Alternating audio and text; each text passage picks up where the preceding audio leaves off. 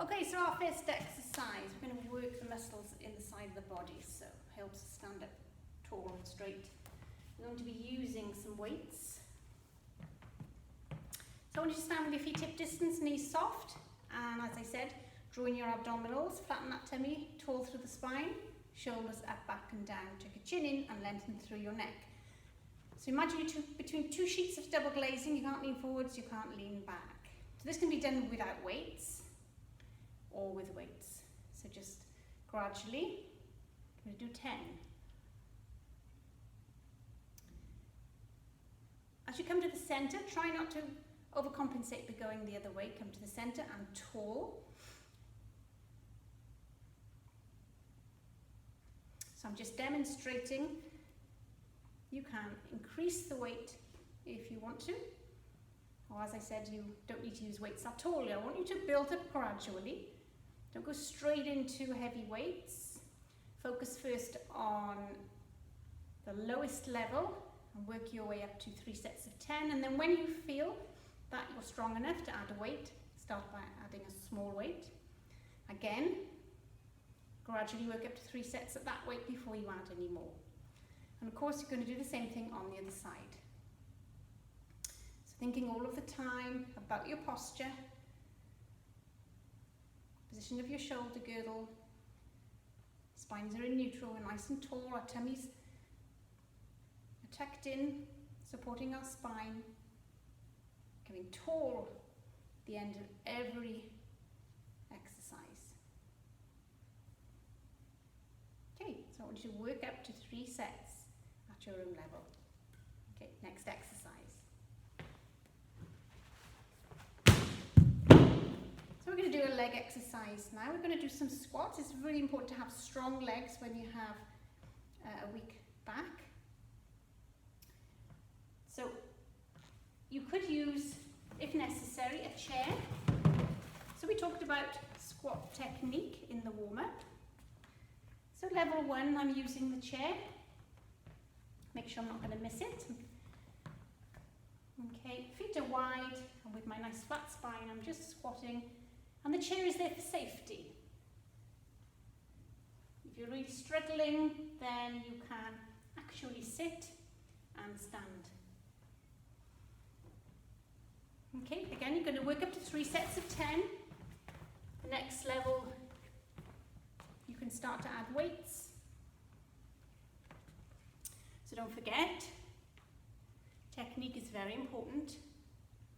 Make sure you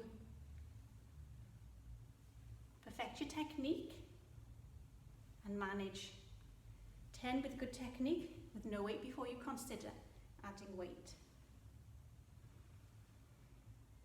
Okay, so you'll be doing up to 3 sets of 10 of that.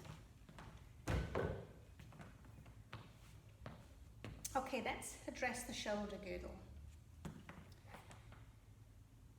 If you have tight chest muscles, what tends to happen is it tends to pull your shoulders forward, and the muscles in the back will get weak and lengthened.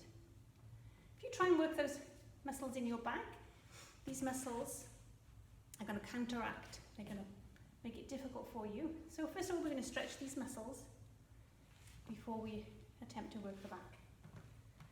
You can use a wall if you want to, standing by the wall. We're just going to tap the shoulder and tap the wall. You can feel your chest stretching and your shoulder rotating. Don't forget, you must work within a pain-free range. We're all different. And if you do that, things should hopefully improve, and then you'll be able to improve your technique and progress when you're ready. If that's not challenging enough for you, take a step forward. I'm going to take it to the other side. So you're increasing that range of movement by reaching back towards the wall, feeling that lovely stretch across the chest. Again, up to 3 sets of 10 on either side.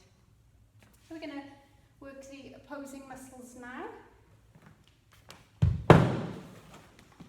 I'm going to take a seat and take my resistance band. I'm going to move forwards to the front of the chair and place the band under one foot.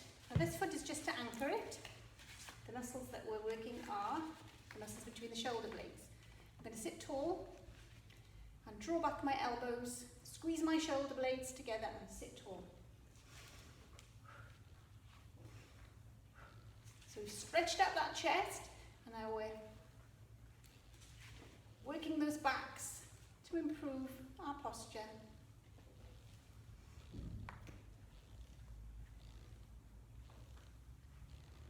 Okay, so again I want you to do up to 3 sets. You can buy these bands in different resistances, different colours. So you can start with the weakest colour and gradually work your way up.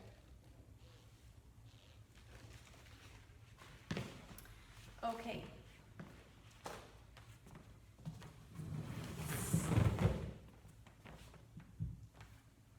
Still addressing the shoulder girdle, strengthen the shoulders. I'm going to do an upright row. Taking the feet wide, soften the knees, stay nice and tall through the spine, and just bring the weight up, taking the elbows higher than your shoulders. Think tall. And again, you're going to do up to 3 sets of 10.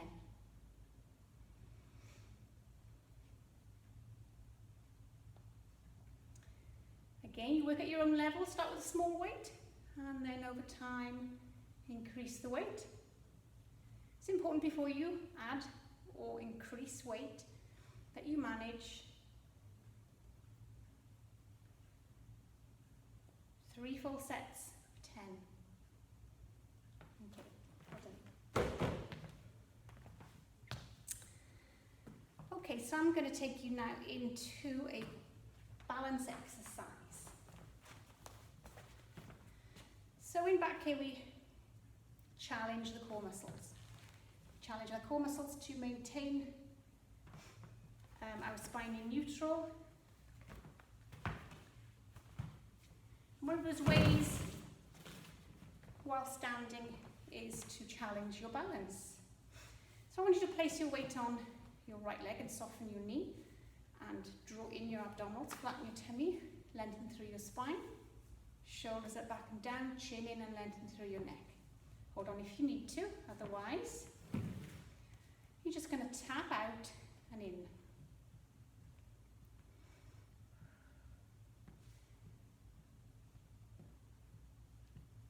So we're challenging our balance.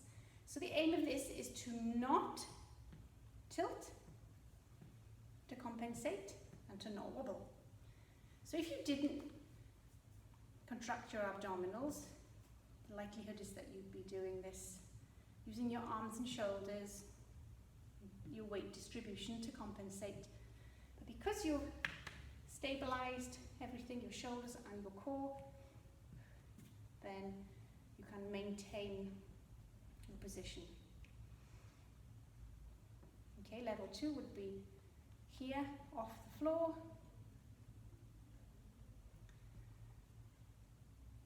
And then of course we've got the same thing on the other side. So another way of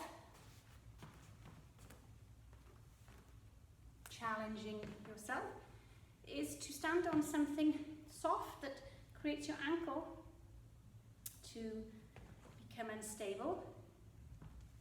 So also, as well as advancing the core exercise, it also challenges your ankle. You can feel the legs down the muscles down your leg and ankles twitching. So don't be afraid to put your foot down if you need to. Standing tall, and again you can either tap the floor or balance completely. Keep those shoulders back, tummies in, nice and tall.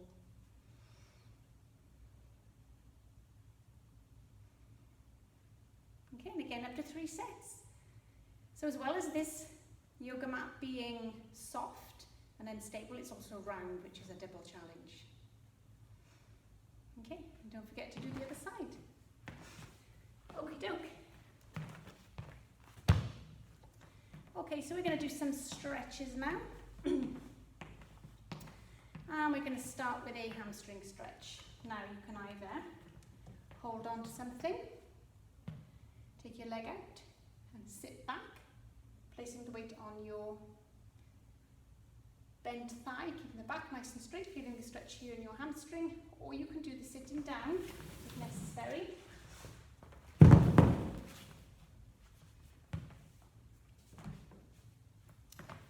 If necessary, there we are, you can sit. Feel a little stretch in the back of the hamstring.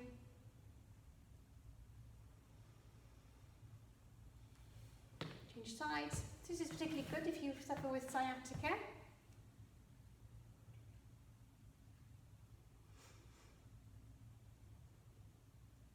Don't hold your breath.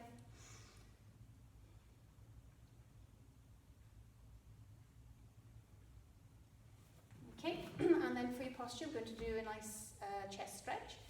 Now you're still sitting forward in the chair or standing, take your hands to your hips or to the chair and really open up your chest.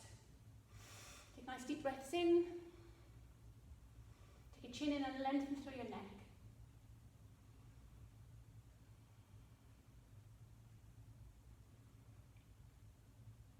Excellent for the posture, that stretch.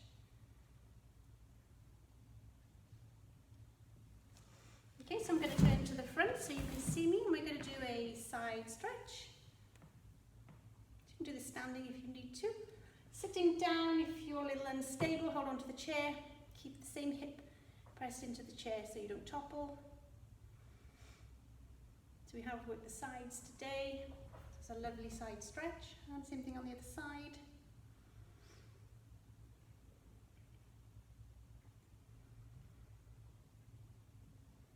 Okay, and I'm going to come to standing. I'm just going to do a hip stretch. So I'm going to step back, holding on. Just drop my knee and feel the stretch in my hip. So the back heel is off the floor.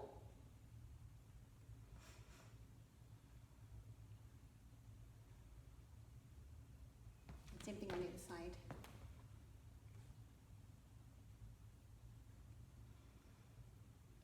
Drop your weight to feel the stretch in the hip.